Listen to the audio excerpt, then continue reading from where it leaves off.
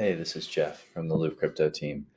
Today, I'm going to give you a little update on some new features that we pushed. I'm going to try and start doing a recurring kind of weekly series, call it Feature Fridays, where I show you something new, either that we've just pushed at Loop or a feature that I find particularly useful or interesting that I want to flag for our community. So today, I'm going to start with the big refresh that we did to our customer portal, which we actually just pushed earlier this morning. So it is now live on production. So you can check this out yourself if you're using Loop to pay for anything. But I want to give a shout out to one of our devs, Rocco, who did an amazing job pushing the new updates here to the customer portal. So for a little context, if you're a company that's using Loop to accept payments, this customer portal is what is one of the features that we offer. So your end customers can actually use this portal to manage their subscriptions or one-time payments. So it's a place where they can see their transaction history, and it also allows them to manage their subscription. So if they need to cancel, if they need to upgrade, change a wallet, all that can be done here within the customer portal.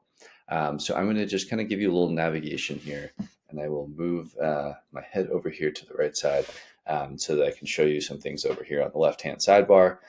So once you connect your wallet, so you'll connect the wallet that you've paid with using Loop. And you're going to see here on the left-hand side all the different merchants that I've used Loop with. So I've got 4 different merchants here, and then it's going to give a breakdown if I've bought different individual products with that merchant. So you can see here in this test company, I've bought a couple of different products. And if I hop up here, for example, to Helios, you'll see I've actually bought 2 of these developer plans while doing some testing. And so it's showing me I have 2 subscriptions with RPC provider Helios. Let's hop into this developer subscription. It's showing me that my next payment for $49 is due on November 30th, 2024. I've got an option here if I did want to cancel that. But assuming I want to make my next payment, right, we're going to see, okay, what is the payment method I have on file? I've got my wallet here. I'm paying with USDC on Solana. And then it's going to show me the health of my upcoming payment. Are there any actions I need to take to make sure I'm going to actually make this payment on time? So obviously my balance is a bit low, so I'm getting a flag here that, okay, I need to increase the USDC balance in my wallet. And then it's also showing me that my authorization. So basically this is the authorization that you give to Loop to pull funds from your wallet on a recurring basis. And at this time, it's actually too low. So I'm going to need this to make my next payment to be at least $49 or more. And you might actually want this authorization to be much larger if you don't want to have to edit this month after month, right? You can make the authorization several $100s, and then I wouldn't actually have to come back month after month. My auto pay would already be turned on. So I'm going to go ahead. If I want to do this, I can edit it. Let's say I want to make this 50, and then I would just click update.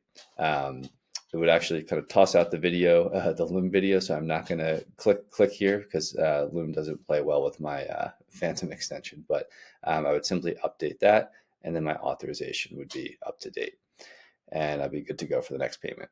So just to navigate around here a little more, I'm going to show you a few more things. So if I come into this subscription here, again, it's going to show me what's the health of the upcoming payment.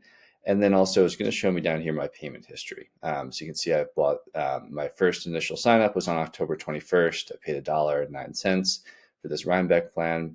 And if I click on this paid, it'll actually take me out to the transaction hash. So I can come over here and look on the Solana Explorer and see the on-chain transaction. So I always have that ability to go and view the transaction on-chain. So we'll come back here to Loop. And really that's the main overview. So what's nice about this is you've got a nice overview of all of your the merchants you're paying, the particular plans that you're paying for, and you can see all of your transaction history. Would love to hear feedback. We've just pushed this recently, and so we're excited to have that out there and have new users come, and hopefully this helps them manage their subscriptions and one-time payments. All right, thanks a lot. We'll talk soon. See ya.